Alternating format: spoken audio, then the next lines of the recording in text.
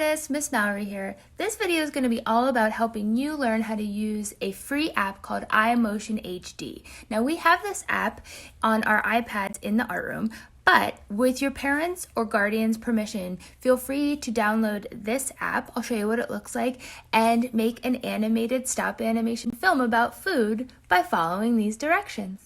The iMotion app creates something called a stop animation film, and what that means is a film composed of different individual pictures, and those pictures are called frames or cells, and when you put all those pictures together, they create a moving image. First thing you'll want to do is go to the App Store and find the app called iMotion HD. The icon looks like this, and you can download it onto an iPhone or an iPad. It does not work on laptop computers or Chromebooks, unfortunately. Once it downloads onto your device, you're going to want to double click the app, and when it opens up, you're going to see this screen. You're going to click New Movie and say okay that it can access your camera, because it's going to need camera accessibility in order to film your stop motion movie. The next step is to name your movie. My movie is going to be about an apple, so I'm going to call it Apple. And then you want to click manual. This is the most important step of the whole process. You don't want it to be on any other of the settings besides manual, because manual means your hand is in charge of taking each picture we're going to need for the film. All right.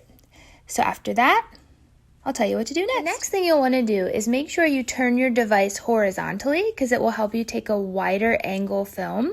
That's very important. And then you're going to want to set up some kind of contraption that holds your camera so your hands aren't holding it. So it needs to be able to stand up on its own so you can place your character in front of it to film. Your hands are going to be busy moving your character around and capturing each photo, so you need to build something that holds your camera up. I used an air hockey handle thing, a bar of soap, a memo pad, and a big heavy box of my colored pencils that I know won't move. So that's how I figured it out. It's going to be up to you to figure out what you'll do at your own. What I'd like to show you next is if you go into Tools before you start filming, you have the option to place a grid on the screen, which will help you place things precisely.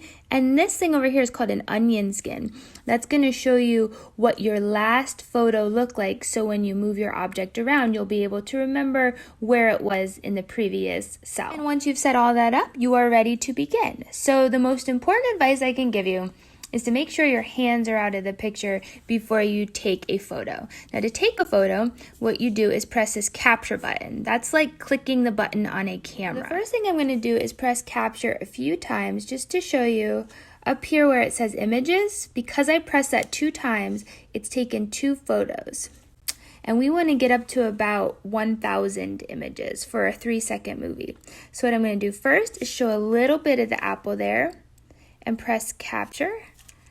Move it a little more, press capture, little more, press capture. You'll see as I move it, there's a faint image. See this right here?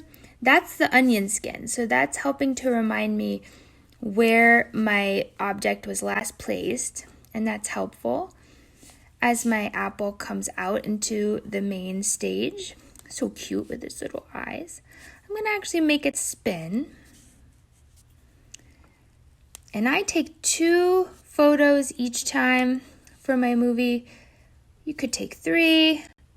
Remember, we're trying to get to 1,000. Now, if you want to review what your film looks like, so I have 27 images and I just want to check, I press stop and then stop again, so 2 times, and that's going to replay for me what I have already recorded. Now I can use this little tool here to slow it down. Oh, I like it at that speed. And then you can add to it and make it as long as you want. Remember, you want it to go to about 1,000 images. So your number here, instead of 27, should be out of 1,000. And that'll end up being about a 5 to 10 second film. So I also want to show you what to do if you have a few pictures that you want to delete. For instance, in my movie that I'm filming here, my hand actually accidentally sneaks into one of the shots, and I want to get rid of that. So here's how you do it. You want to go and click this button right here. It's like a picture with a minus on it. And first, you want to stop it at the frame you want to delete. There it is. You can see my big old hand right in the middle there. What I want to do is press that minus button, and that's going to say delete from frame, and I tap again to delete it. So it looks like I have another one there. Good. Now I'm back to normal. That's how you edit and get rid of a picture that you took that you don't want anymore. Additionally, once you're done editing, getting rid of any pictures you don't want, the way to resume back to filming is to click this camera.